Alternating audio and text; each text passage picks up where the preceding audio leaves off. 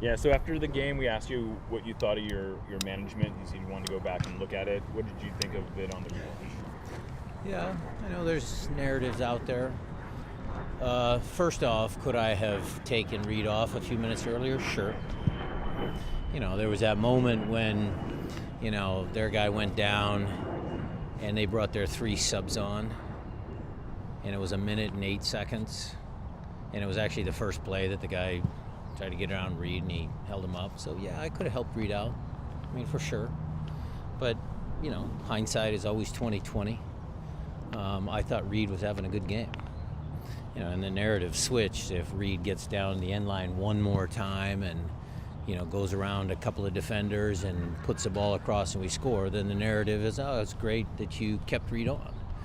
So it's there. But, yeah, on reflection, I could have helped the kid. Sure. What about the decision to close out the game with Tony going into the game next to another young player on that side? Who else are you going to put back there? I wanted to get your idea on bringing Albert out and then bring him in to just close out the game. Well, we were down a guy. Tino's a natural center back. Again, we got to have faith in the guys that are playing for Defiance on a consistent basis. There's the question of, do you butcher up your team? Do you put Josh back there? Maybe that's certainly an option. But Josh was in midfield because JP was tired and done, and so we're putting a kid back there. It's not on Tino. It's not on Cody, although Cody should have never let the ball go inside. It was the same play that happened in DC. So are there learning curves for those guys? Yeah, for sure. But they'll grow from it and they'll be better. How much of your substitution pattern goes into kind of reading what's in front of you throughout the game and kind of what you have planned in your book coming into the game? There's a lot goes into it, but the game always changes. So my belief is that the senior players need to get us out of this slump. It's my belief. We pay them a lot of money. Guys need to make plays, starting from our goalkeeper all the way through the team. It's a team game. Let me finish. So in the back of my mind, to start that game, I was going to keep it pretty tight. I was going to let the guys that I felt was the best 11 go as long as they could. Now the red card changed it. The red card did change it. Okay, but that's my belief. And, is that going to change? Has to, because we got a 3-game week coming up. Some young guys are going to get some opportunities. It's a shame that Reed did pick up his second yellow because we needed him. But, we'll roll out a strong team against Minnesota and keep going. When watching the game, you find yourself watching 2 different games. Pre the ejection, post ejection.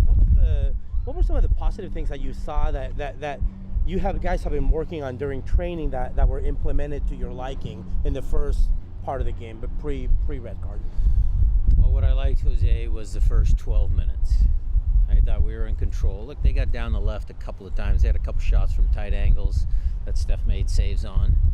But then I thought the goal was good, well taken. We lasted 5 minutes and 5 seconds before they scored their goal, so I guess we made it just past the, coach's 5-minute mark. Let's keep it tight for 5 minutes. But that goal was just, I think, what changed the game. We let them back into the game. That was we're a better defensive team than that, last year especially. And I just thought from Christian's decision to play that ball into Jordan, and if you want to look at the technical piece of that, it took Christian 3 touches to prepare the ball, to strike the ball down the field to Jordan, so the play was already done because of a technical piece. Ball gets cut out. We're a little stretched. Okay. Reed does go out towards midfield to pressure Russell. He should have just stayed back, recovery, just delay, let everybody recover, but he steps out. That means Obed has to run out into the wing channel. Jackson Reagan was worried about a guy in the middle. Shouldn't have been worried about the guy in the middle. He should have stayed in his position because Christian was going to get back and recover. And it was a bad goal to give up. And so the game didn't end on that play because there were still a couple of good moments. But it just seemed like we gave them life. And that's the disappointing thing. And Christian was really good about taking accountability today when he spoke with us about the things that he's done. How important is it to have that type of leadership on your club? Very important. I think it should go throughout the whole team when we talk to Steph, because I know there's a lot of people killing Steph, but Steph's the first one after the game, hey, that's on me. He's won us a lot of games. And so, is he perfect? No. Look, am I perfect? No. We're all going to make mistakes, but how do we react after those mistakes? That'll be the challenging part. Can we get back up and, can Steph make some saves? Can I get the right lineups, the right subs? Those will be the questions. With Steph, coming off a game like that where he has 2 goals that I'm guessing he would say he should save every time, what's the conversation you have with him when he's probably as hard on himself as anyone, but you're also there saying, we still need you to be better? I will have that. I haven't had that individual conversation. I brought it up in the team film today. Said, I know you can make those saves. We need better. He accepts that. But I'll have a quiet word with him in private too. Just make sure he's okay and just keep his confidence high. You sometimes forget about senior players that have done it so long. They're human beings too. So I'll have that conversation with him. And then I guess, how do you balance the desire to have the carrot and stick part of that argument, right? Is there any need for stick, or is it all is it like it's not even a conversation at this point? The stick would be to have Andrew Thomas start the next game. I'm not so sure we're there. He's earned another chance. Look, if it's a run of a couple of bad games, then yeah, sure. Goes same with the field players. Same thing. Might be some changes on Saturday. Might be some changes on Wednesday, following Saturday. We'll have to see. Brian, you sound pretty confident on the team's closing up, that the tactics and the comps might be the same, but is there a point where, if the reasoning behind mistakes continue to be the same throughout the season, do you double down on what you're already coaching, or do you blow it up and go 180 degrees and change everything about it? We're talking about different formations. We're talking about different things. We're talking about different personnel. We're at that point of the season. We kick off the second half. Look, if I can't get it right, then I get it.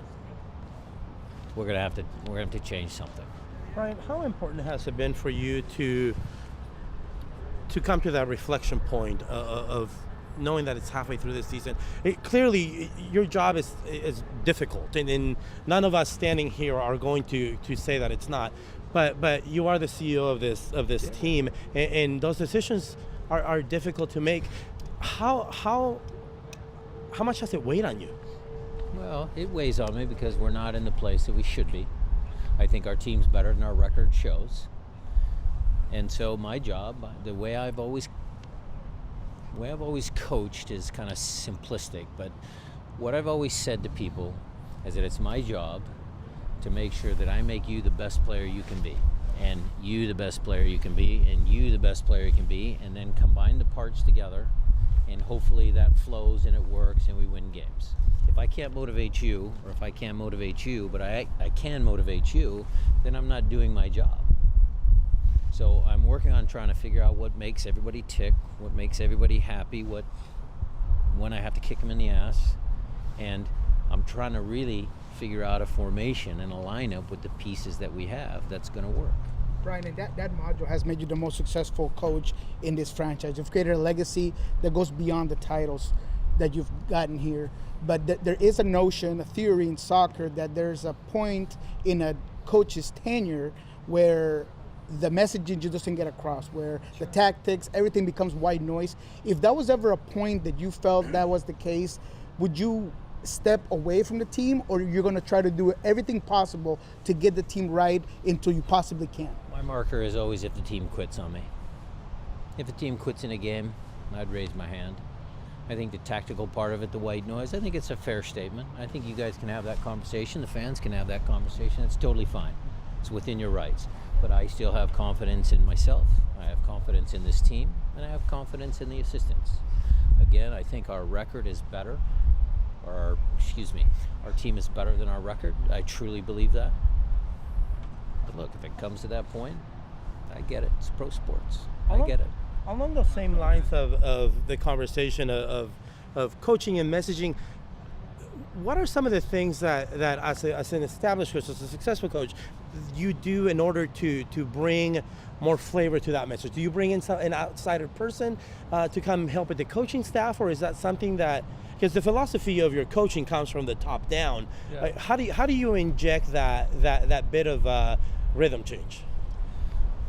Well, it's trying to do different things, Jose. We don't have a budget to bring in, speakers, stuff like that. Some small silly things along the way is last year, prior to that last away game in St. Louis that brought us into second place, it was a long road trip and guys were tired, so we actually brought a magician in, which was silly for the kids. But they loved it. They came out, they were in good spirits because training was lackluster that day, and we did that. Inside that coach's room, I challenged the guys to bring new ideas. This morning was not about, our team, because we've been talking about our team for 16 games, 17 games. What is it going to take for this group to be back to a winning squad? I need new ideas, fresh ideas, so we're going to talk that through because we've got a 3-game stretch that's pretty critical. So we're going to try and, come up with some new ideas ourselves. We don't have any outside guys lined up, but it's certainly something that this club has done in the past. Sorry. No, it's okay. We've had guys. The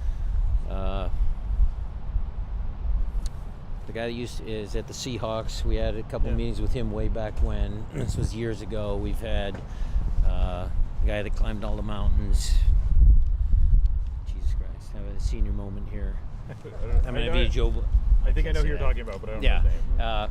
So we're there's times we've done it, but I think we're going to try and just get it right for Saturday. Down to our last question. I just want to get your take on Minnesota. Tough team to break down. They play a lot of players behind the back. Yeah, that's why we started working on it already. Today's training session was breaking down the back five. Real quick, any injury updates? Pedro, Nathan, knew who's those availability. guys, knew who will be back. Knew who assures me he will be back. Nathan and JB are going to be in full training at some point this week. JB's a little ahead of Nathan still. And Pedro's still day-to-day. I need Pedro to strike a couple balls and really get into it. I also said that I want him in 2 weeks of full training. So let me get him through this full week of training, and then let's see. And then, Leo was available. Is he fully available at this point? He's fine. His knee's still bugging him a little bit. He had a little bit of pain the day before training, but he'll be fine for the weekend. It's at home. He'll be excited to play. Thank you, Brian. Okay. Thanks, everybody. Thanks.